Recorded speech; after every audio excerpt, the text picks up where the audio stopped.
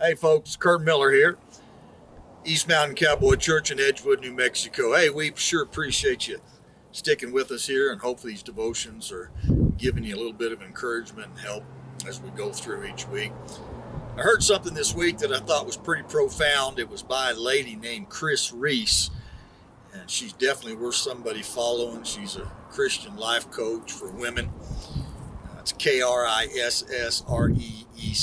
And ladies, if you're listening to it, I encourage you to get on Facebook and follow her. She's got some pretty sharp information. And as I listened to her share her devotional, I thought, well, I can relate to that. She's talking about the consequences of not waiting on God. And I don't know about you, but I'm kind of that little bit of a type A personality, but I find out the older I get, the more I slow down and drift away from it. But type A personalities, we feel guilty if we just sit down. We can't sit. We have a hard time sitting at our desk. We got to be moving. And if we're not doing something, we feel guilty or almost feel like we're sinning because we're not busy and we don't know how to slow down and wait. One of the biggest challenges for many of us, folks, is a thing called patience. I don't wait very well. I mean, the lack of patience has gotten me in so much trouble. I've pushed into wrong relationships. I've made major financial decisions, made career choices because I thought it was best for me and just kind of tried to push by God's will. And boy, I paid dearly. And sometimes I think I'm still paying and still learning those lessons. But what Chris shared is that we always talk about the consequences of obeying God. But what are the consequences if we don't obey God? So she shared three things that I thought was definitely worth sharing with you. That is, the first thing when we don't wait on God is we end up getting out of God's will. You know, Saul was the king of Israel.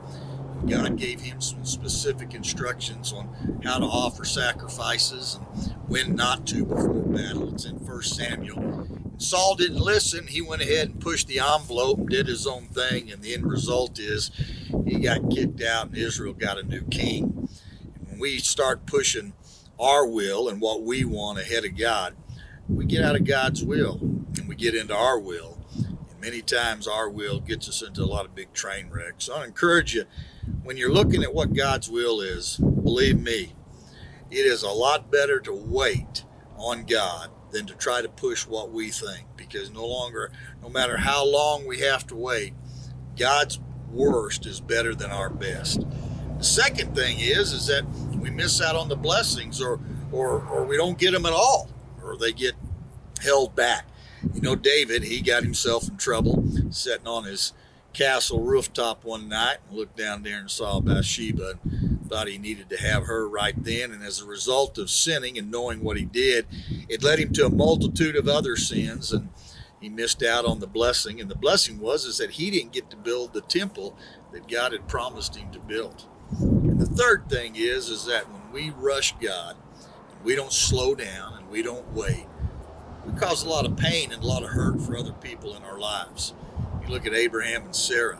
God told them, said, hey, I'm going to give you a kid. And they were kind of way up there in years, and they didn't want to wait any longer, so they pushed the envelope and brought in Hagar, and she had Ishmael. And well, the story just goes on of the pain and suffering that was caused because of that decision. So I want to encourage you today, as hard as it is to wait, as hard as it is to have patience, God says that he never leaves us nor forsakes us. He'll never put us through anything that he doesn't give us the way out of, and that's a temptation. And the temptation is that we try to push the envelope of God's direction for our life and try to jump on board and run off down the trail on our horse. So I'm going to encourage you, slow down, be patient.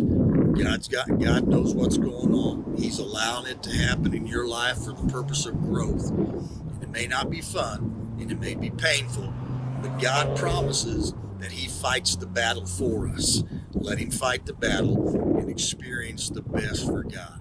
I hope that helps you in where you are in your life right now. I know that I'm going through a journey right now in my life that's kind of tough, and I sure would like to push God's envelope. But God's teaching me patience. Patience is not praying this way. God, I want patience, and I want them right now. Praying for patience is, God, your will be done, and he'll bless you for it. Hey, have a great day. Remember this, God is for you all the time. Vaya con Dios.